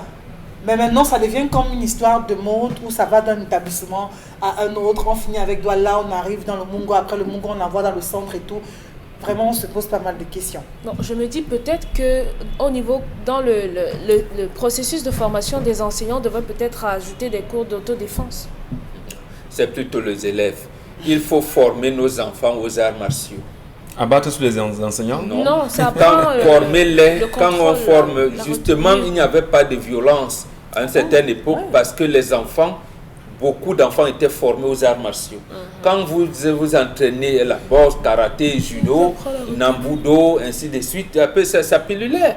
Et là, justement, il y a une discipline de soi, une self-discipline, autocontrôle. Et il y a une éducation qui s'accompagne à l'éducation de la maison. Aujourd'hui, les parents sont devenus certains les bobos. Mais ils ne peuvent même pas gronder les enfants. Même à 6 ans, un enfant pleure parce que ah non, le goûter là, maman, je ne veux pas, c'est salé. Non, bébé, est-ce que tu ne peux pas? Bon, voilà. Non, je veux le chocolat. Non, j'ai le chocolat, maman, le chocolat d'hier là, hein, c'était pas bien possible. Voilà. Alors qu'il rentre à l'école, on lui dit, il ne fait pas la vaisselle, il ne sait même pas balayer. Même sa tenue, il ne sait pas laver. Donc, il ne sait pas. Et vous pensez que cet enfant, il dit, et certains parents viennent à l'école et disent, mon enfant, hein, on ne gronde pas. Vous ne grondez pas mon enfant. Mais, vous ne faites pas. Et lorsque l'enfant base sur l'enseignant, qu'est-ce que le parent doit dire? Qu'est-ce que le parent doit faire? Mais vous tapez, on mettait l'enfant au balançoire. Il y avait à l'école, on fait un rassemblement, on prend des costauds, des classes supérieures, on prend l'enfant, 4 gants, on lui donne 25 coups aux fesses. 25 coups aux fesses plus 8 jours d'exclusion avec corvée à l'établissement. C'est quoi le problème? C'est quoi le problème? Les parents qui ont ce type d'enfants ont subi ça. Il y avait les consignes à l'école, il y avait. Mais battre quand même son enseignant, c'est osé, non? Apprenez, inscrivez vos enfants dans des cours des arts martiaux, ils seront disciplinés. D'accord. Cher Lamel, lorsqu'un enfant choisit quand même de porter la main sur son enseignant, est-ce que ce n'est pas la preuve aujourd'hui au Cameroun que le secteur de l'enseignement est devenu, on va dire... c'est parce qu'en réalité, les enseignants, les médecins, c'est des gens qu'il faut d'abord respecter dans un pays. Mais lorsque l'enfant choisit de taper de battre, de blesser son enseignant, au vu sur tout le monde. Qu'est-ce qu'on fait à ce type d'enfant? J'allais même dire encadré par le ministre en charge de l'enseignement secondaire. Incroyable. Parce qu'on a assassiné un enseignant à Yaoundé. Au lieu de condamner, dit que lui-même il devait ne pas être là. On ne fera rien, D'accord. tout simplement rien. On se contentera d'applaudir parce qu'on a eu des autorités administratives qui sont venues en pleine classe gifler. Gifler Les l'enseignant. sous-préfets gifler l'enseignant. Ouais. On a eu des sous-préfets qui ont demandé devant un enfant de la maternelle au maître cassiez-toi même le sol. On a vu des commandants de brigade descendre, sortir l'arme, voir des enseignants faire pipi devant des élèves parce que mon père est, parce que mon père a tel, parce que mon oncle est X. On a vu tout un délégué régional sanctionner un enseignant parce que pendant la composition des examens blancs, des examens blancs, on a supplié l'enfant avec une épreuve, on avait le bord, on a sorti l'enfant, on l'a jeté, l'enfant, les parents allaient se plaindre, on a convoqué l'enseignant et l'élève et on a demandé comment l'enfant a fait pour entrer alors que tu es censé être au contrôle pour surveiller. Ça suppose que c'est toi la faute. Il a reçu 3 mois avec incidence salariale. Je peux vous en aligner comme ça. Dans ce pays, on respecte le voleur. Dans ce pays, celui qui vole des milliards, on l'applaudit. Et on brûle celui qui a volé un gâteau, un bâton de manioc pour manger. Voilà. Si vous voulez que les choses changent, commencez par entrer dans le bureau d'un sous-préfet, boxez-le bien. Boxer un préfet, boxer un gouverneur, oui, devant les autres. Ils comprendront, c'est ça aussi. Oui, ce sont eux qui ont inversé. Si vous voulez le respect, allons à ce respect, vous allez voir. Non, mais qu'est-ce que vous voulez? Vous voyez une autorité qui arrive en pleine salle de classe, gifle un enseignant. Vous savez ce que ça fait? Imaginez que vous êtes dans une église. Vous giflez un pasteur devant tous ses soins. Vous imaginez ce que ça fait? C'est terminé. Voilà. L'enseignant est comme un Dieu. Pour l'élève. On a encore des noms. L'enseignant inscrit sur un format blanc, M. Michel Ngachou, avec de l'encre noire indélébile. La lettre A. Au primaire, on t'a appris que 1 plus 1 égale 2. Je te dis que X plus X égale 2X. Les facteurs, les statistiques. C'est moi qui te donne la connaissance et c'est toi, l'ignorant, l'analphabète, qui me brutalise. Mais vous parlez de quoi? Alors, et c'est ça. Alors, je voudrais quand même rappeler, à la suite de Charles Hamel, avant qu'on ne repasse au deuxième sujet, qu'il y a le petit Kevin qui, souvenez-vous, a été impliqué, reconnu d'ailleurs impliqué dans l'affaire des fraudes au baccalauréat l'an dernier. Donc vous dites qu'il a fraudé quoi? Je dis, si on s'en tient à ce qui a été dit au Camerounais, je me pose maintenant la question de savoir qu'est-ce qu'on a fait à ce personnel de l'office du baccalauréat qui était également impliqué dans cette fraude l'an dernier. Jusqu'à présent, on n'a presque rien dit sur leur cas. On a l'impression qu'ils ont été plutôt salués, effectivement. Mais le petit aujourd'hui vient de coper d'une sanction qui lui a été adressée par le ministère des Enseignements secondaires. Son baccalauréat a été annulé. Alors qu'on avait refait une épreuve. Il est collé pour deux ans. Ça n'a pas fait l'objet d'une décision. On attend la décision, qu'elle soit rendue publique et que cela soit lu. Comme le commande les usages de la République, M. Michel Ngachou. Au poste national. Oui, qu'on lise. Que les personnes dont les noms suivent. Ça a été fait pour plusieurs personnes qui ont eu à présenter des titres de professeurs alors qu'ils n'étaient pas. Au 13h, au journal de 13h, M. Michel Ngachou, il y a un arrêté qui sort. Telle personne. Donc, tant qu'on n'a pas cet arrêté, ça ne fait donc rien d'en parler. Je ne crois pas, Merci beaucoup, M. Ngachou. Vous avez votre CP? Vous avez votre CP? Quoi, le diplôme? Oui, vous avez votre diplôme. Vous avez votre BPC? Bien si. Vous avez réussi à avoir votre... Ou l'attestation. Beaucoup se baladent avec des attestations et non pas de diplôme, M. Michel Ngachou. Voilà. Mais il faut comprendre qu'aujourd'hui, quand on dit qu'on a retiré, vous retirez un diplôme qu'on n'a pas. Même les licences aujourd'hui, il y a des diplômes que les gens n'ont pas, ne parviennent pas à avoir parce qu'on n'a pas signé. Disons la vérité. Donc on a tendance, tant que c'est pas lu aux 13h, ça ne sert à rien. C'est là ça ne sert à rien justement. Attendons ce gars sera collé pour au moins les 2 ans. Il ne pourra pas composer cette année. Ou encore l'année prochaine. Oui, mais lorsqu'on colle l'enfant, lorsqu'on colle le petit maintenant, s'il n'aura pas, il ne peut pas s'inscrire à l'université. Quelle est la note? Montrez-moi la note. Jusqu'aujourd'hui, on dit on a. Je n'ai pas encore vu la décision. Attendons donc si le gars, est-ce qu'il était inscrit à l'université? Est-ce qu'il peut encore y être? Attendons de voir. Mais surtout, on reste vigilant sur ce qui va se dire. Il a déjà l'attestation, ne l'oubliez pas. Il a déjà sorti l'attestation, il a déjà légalisé. Mais quand on le fait, mais il est déjà inscrit. C'est les on a au niveau des on a. Attendons qu'on publie. Moi, je veux qu'on publie. Et c'est à ce niveau que vous croyez qu'on va justement le publier de la sorte. On peut ne pas. On sait tous dans le pays dans lequel on est. Donc on va pas commencer à faire semblant. Ça veut dire que s'il était à l'université, on l'exclut de l'université, on ne l'admet plus à la rentrée académique d'octobre. Là, mais peut-être à ce moment, on parlera. Allez, merci beaucoup. Isabelle Carole, autre sujet. Et nous saluons en passant les populations de Fumbot qui nous regardent ce matin, sont très nombreux. Merci pour vos nombreuses réactions. Nous vous écoutons. Voilà, on parle dans le deuxième sujet pour la revue des réseaux sociaux de la fin de parcours de ce trafiquant de médicaments. Alors il faut dire que les éléments de la gendarmerie de Yaoundé ont interpellé dans un taximan qui transportait des cartons de médicaments et un matelas. Donc pour dissimuler la dite cargaison, comme vous pouvez bien sûr le voir en image, un examen minutieux dont des dits produits a permis de se rendre compte qu'il s'agissait des médicaments dont la date de péremption Michel Ngachou était dépassée. C'est pas sérieux. Changé, il faut donc dire que, et modifié. Oui, l'inventaire dont effectué a permis de savoir qu'on parle donc de 35 cartons. Au total, 3500 flacons de médicaments périmés, notamment de la multivitamine en sirop et de l'ibuprofène paracétamol destiné aux nourrissons. Quand on sait bien comment la santé des nourrissons est extrêmement fragile, et il faut préciser que les produits étaient périmés depuis respectivement 33 et 20 mois. Donc il y a des produits qui étaient périmés depuis 33 mois, ceux qui étaient périmés 33 mois et 20 jours. 20 mois. Non. 33 mois et pour 20 mois. Produits, oui, et 20 mois pour d'autres produits. Incroyable. Donc son mode opératoire, ça consistait bien sûr à modifier la date de péremption à l'aide d'un tampon particulier, donc avant justement cette vente-là. Et on parle donc que la consommation de ces médicaments aurait pu entraîner une hépatite ou alors un ulcère de foie chez le nourrisson.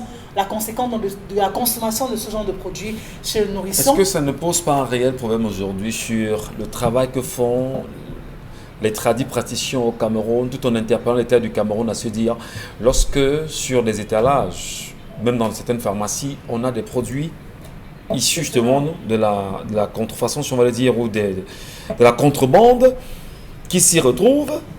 Mais là, vous vous rendez compte que c'est toute une mafia et c'est dangereux pour les populations. Ça ne ferait pas peur aux Camerounais de se rendre toujours dans les pharmacies aujourd'hui et se dire on veut un produit, car à vous entendre parler, c'est même dangereux aujourd'hui. Moi, je me dis que ce qu'il faut faire aujourd'hui, c'est beaucoup plus faire le choix des pharmacies. C'est vrai que même quand on dit pharmacie, il y en a qui me taperont encore sur les doigts en me disant que ce n'est pas toujours aussi fiable.